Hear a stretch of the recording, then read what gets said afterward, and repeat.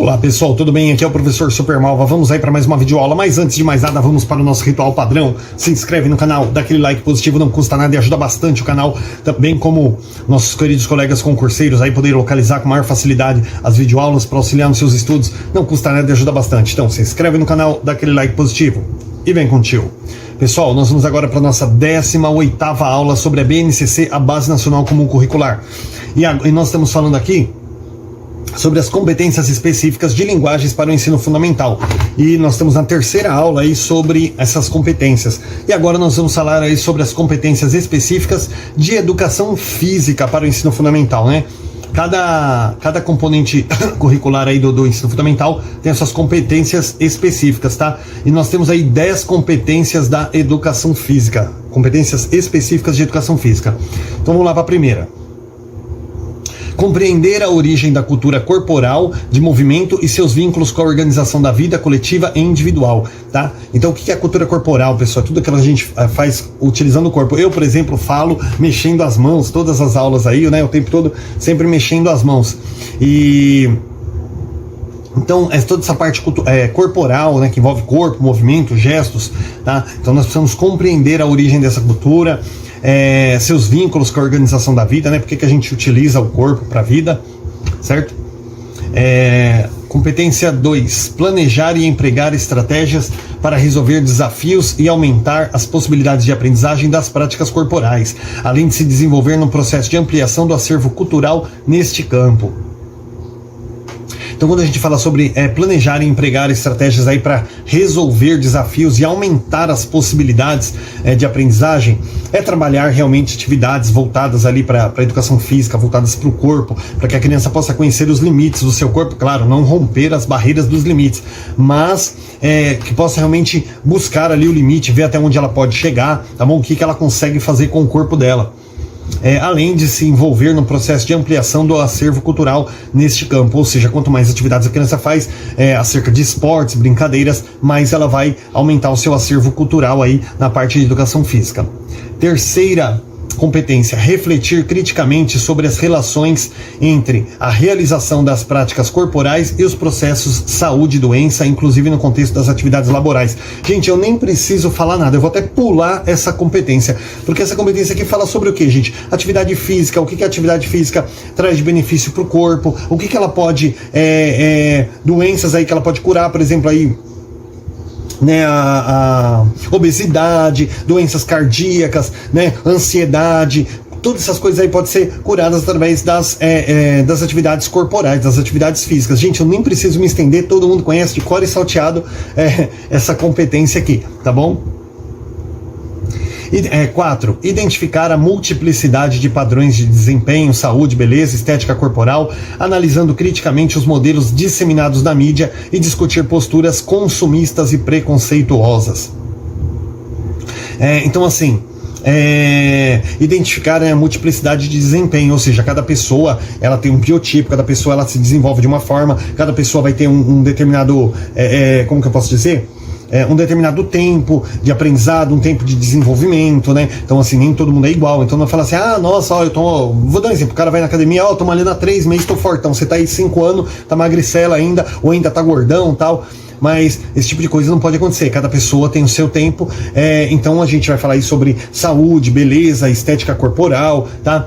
E também, pessoal, é necessário discutir posturas aí consumistas e preconceituosas, tá? Ou seja, você realmente tem aquele preconceito, a criança, né, tem o preconceito com o coleguinha que é mais gordinho, que não consegue de repente fazer uma atividade, ou o outro que não consegue fazer. Eu, por exemplo, pessoal, a vida inteira, eu acho que até hoje eu não consigo fazer isso, ainda mais agora que eu tô gordinho, a vida inteira eu tive muita dificuldade em fazer flexão. Eu não consigo, eu não sei, eu não tenho força no braço, não consigo fazer flexões, né? Então é uma coisa assim que eu tenho muita dificuldade. Em compensação, correr, pessoal, eu tenho agora não, que eu tô um pouco mais cheio, mas eu sempre tive muita velocidade, muita arrancada nas corridas, muita energia para jogos, brincadeiras corporais, mas flexão, por exemplo, é um negócio que eu não tenho o menor domínio, não consigo realmente, né?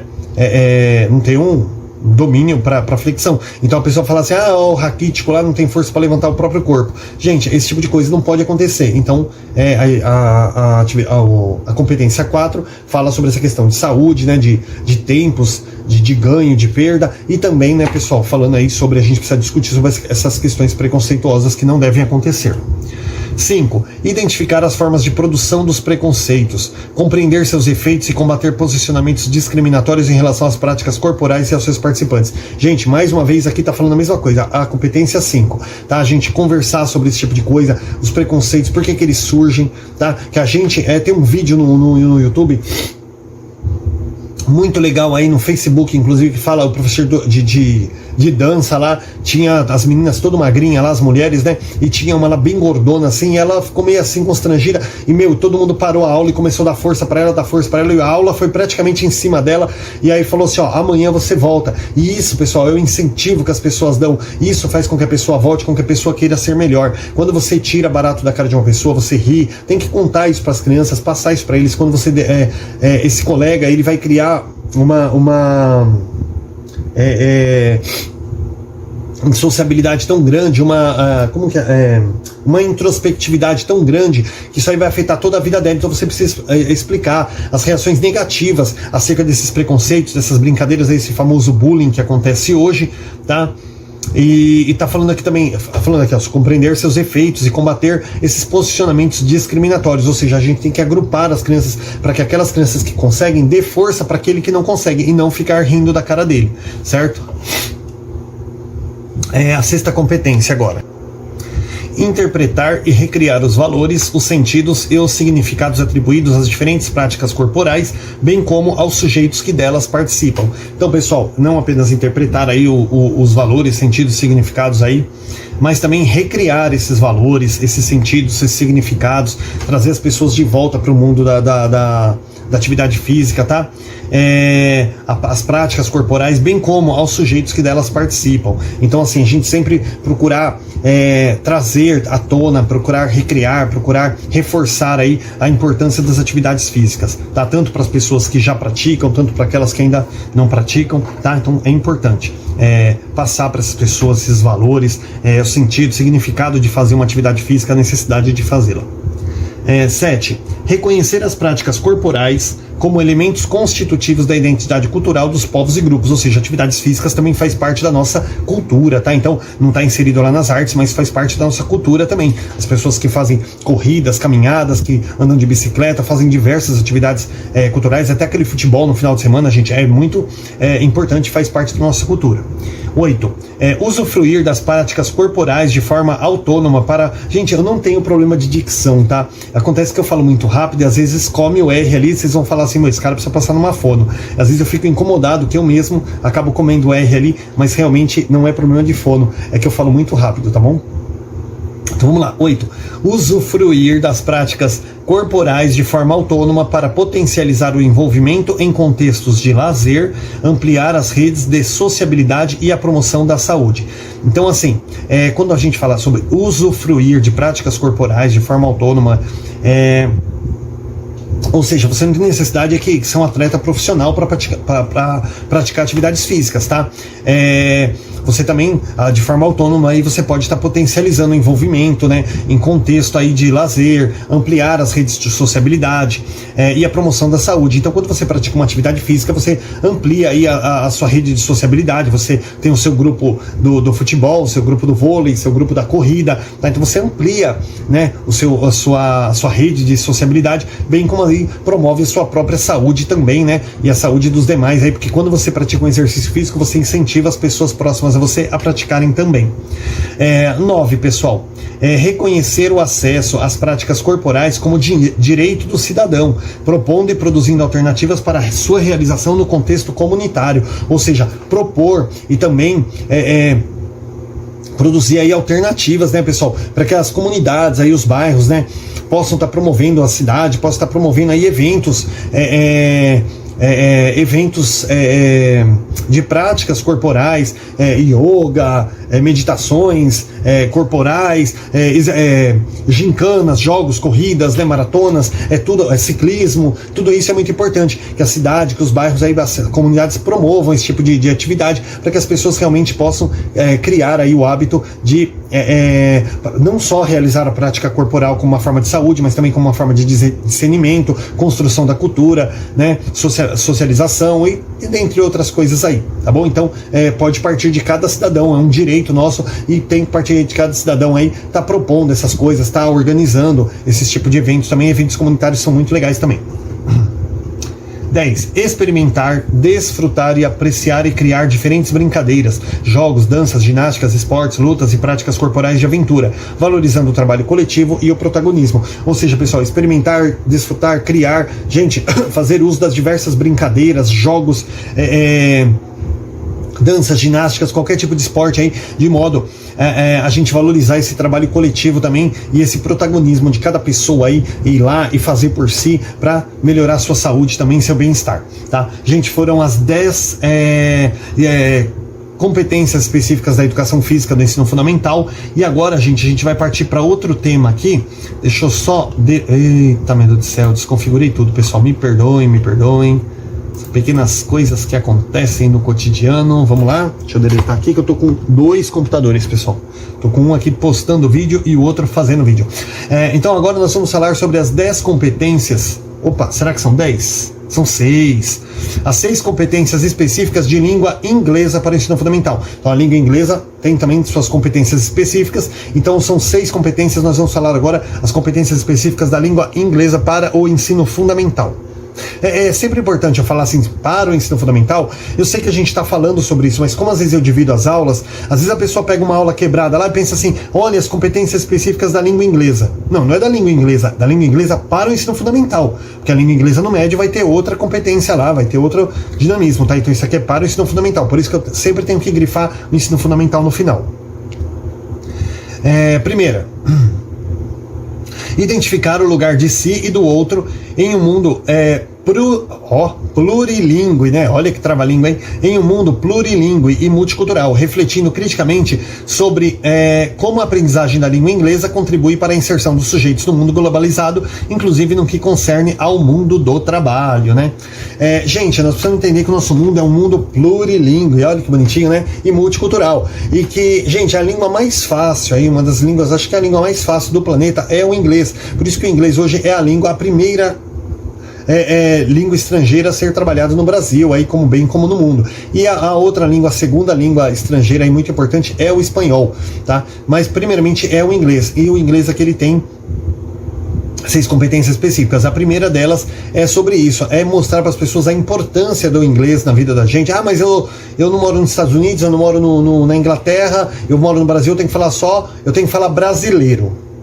Não é nem a língua portuguesa, eu tenho que falar brasileiro, né? Não é português, tem que falar brasileiro, porque eu moro no Brasil. Não, gente, nós temos tem uma importância muito grande a língua inglesa, e é uma forma de nos inserir no mundo globalizado. Qualquer coisa, você vê, nós compramos aparelhos no Brasil, que a maioria dos botões ali, controle remoto, vem tudo em inglês, né? Power, não vem, é muito difícil ali a TV que vem liga, desliga, a maioria vem power, né? E dentre outras funções. Por quê? Porque a língua inglesa, gente, é a língua universal, é a língua mais fácil que tem de se aprender, por isso que é importante. Então, a primeira competência fala sobre a importância, você ter consciência da importância de aprender o inglês.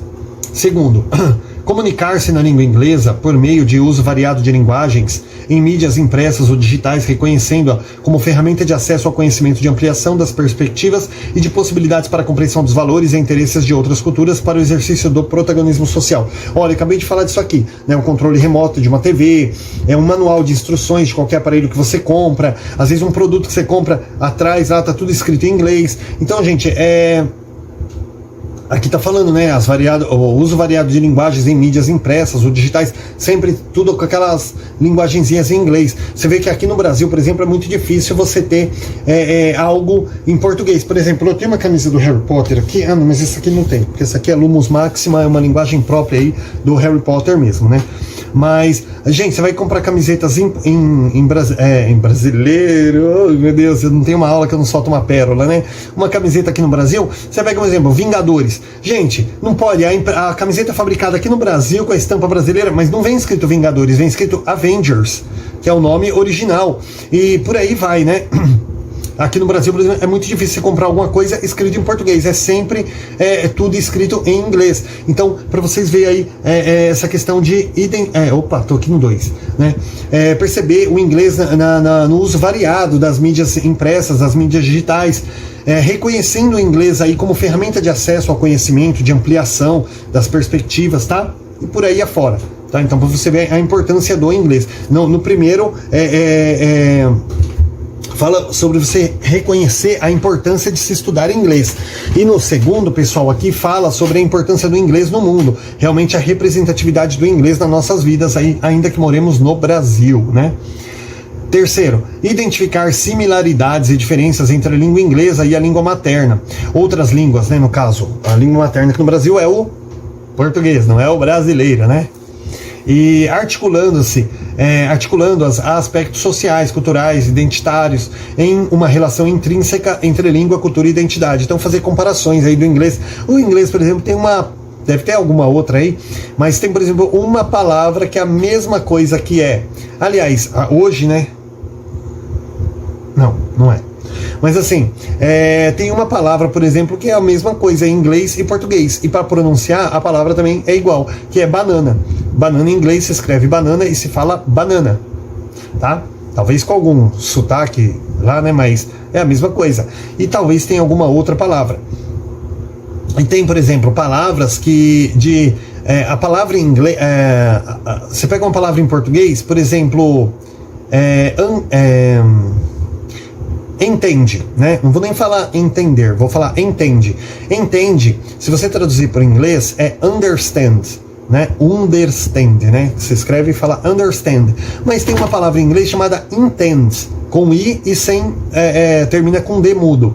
Só que aí você fala assim, entende em inglês? É intend. Não, entende, se eu não me engano... deixa eu pesquisar. Vamos lá, eu tive que dar uma pesquisada aqui porque tem muita palavra aqui que eu acabo confundindo. Então, por exemplo, se você pega a palavra em português, entende, em inglês é understand. Porque a palavra intend em inglês, por exemplo, significa pretender. E se você falar assim, mas pretender não seria pretend? Não, pretend é faz de conta. Então, olha só que bagunça, né, gente? Você fala pretend, eu sei o que é pretend, é pretende. Não, pretend é faz de conta. Pretende em inglês é intend. Mas entende não é entende? Não, entende em inglês é understand. Então também tem palavras que, embora elas sejam muito parecidas com a língua portuguesa, os significados são diferentes. Olha que bagunça que eu fiz, né? Deixa eu organizar aqui só para vocês entenderem tudo que eu expliquei. Entende, em inglês, understand.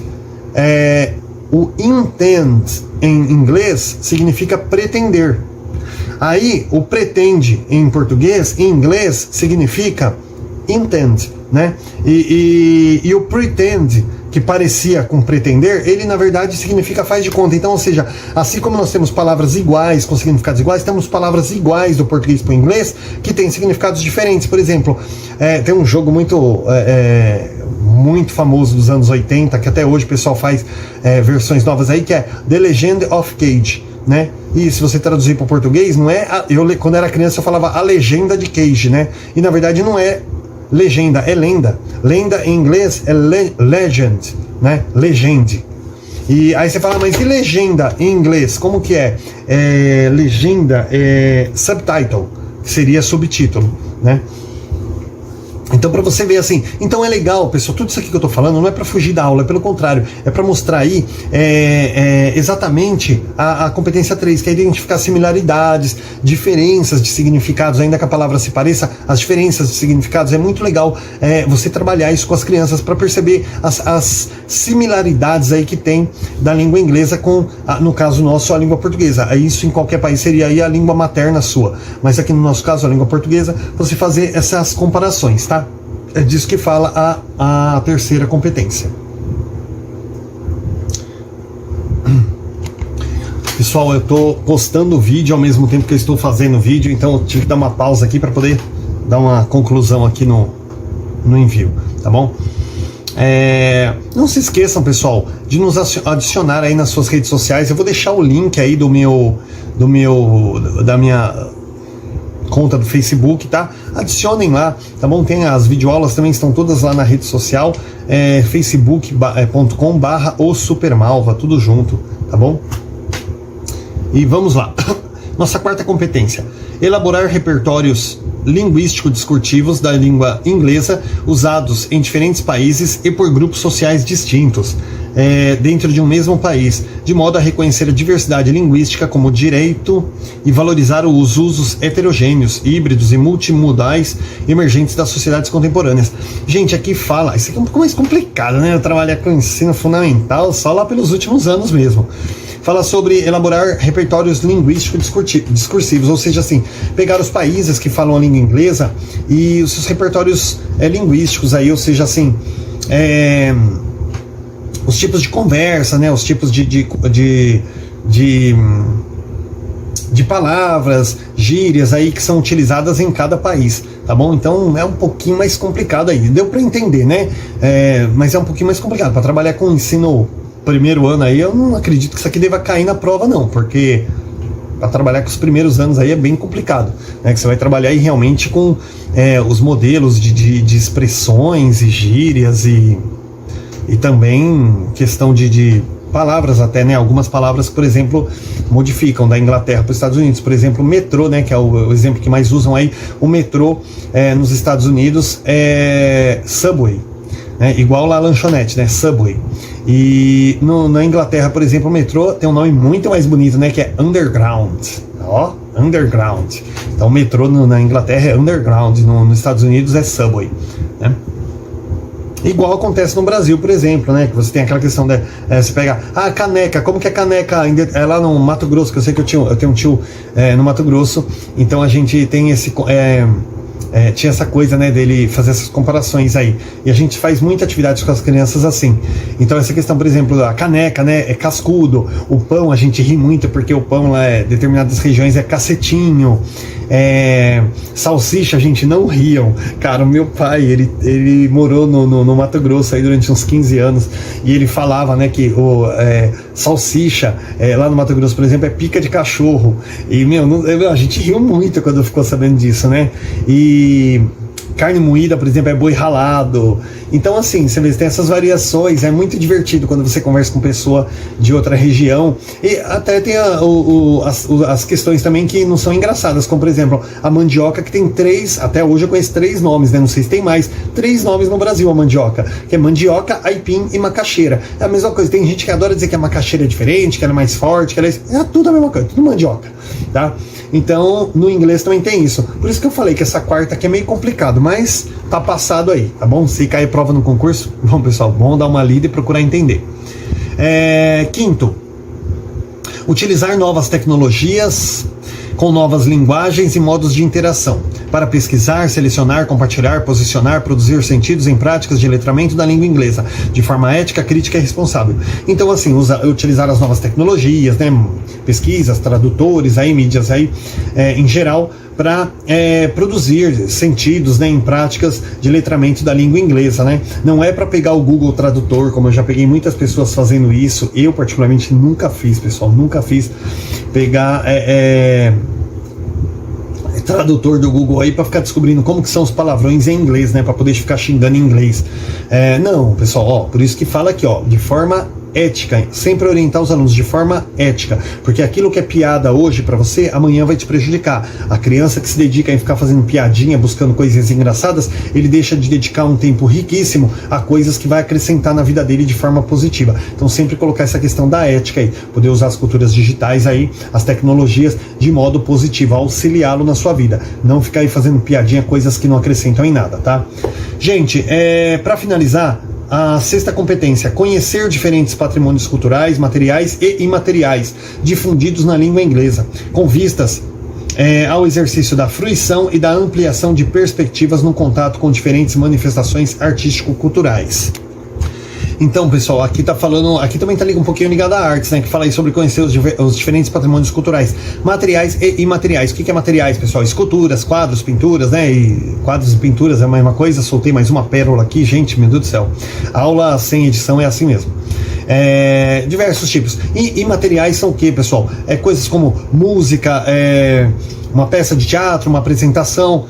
Eu arriscaria dizer, pessoal, que até as mídias sociais como o Facebook, por exemplo, esses aplicativos aí de fazer videozinho de mímica, essas coisas, isso aí também faz parte da nossa cultura, tá? Então eu vejo isso como um patrimônio cultural. O Facebook, pessoal, olha, honestamente, eu acho que o Facebook saiu até antes do...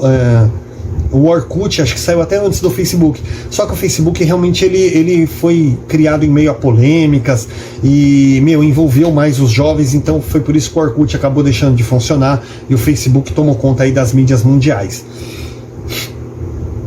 Então, assim, o Facebook eu veria ele eu particularmente, isso aí não é fato, tá, pessoal? Minha opinião aqui, eu veria como um patrimônio cultural, porque realmente tá fazendo muito parte aí da nossa cultura contemporânea e deve ser lembrado aí no futuro com certeza, tá? Então, ter esse contato aí os patrimônios culturais difundidos na língua inglesa, né? Músicas, filmes, né? E diversas coisas também, né? A música inglesa, né? No caso a música americana, música internacional aqui no Brasil, ela é muito cultuada desde que eu me entendo por gente, então também faz parte aí do patrimônio cultural e trabalhar isso com as crianças, tá?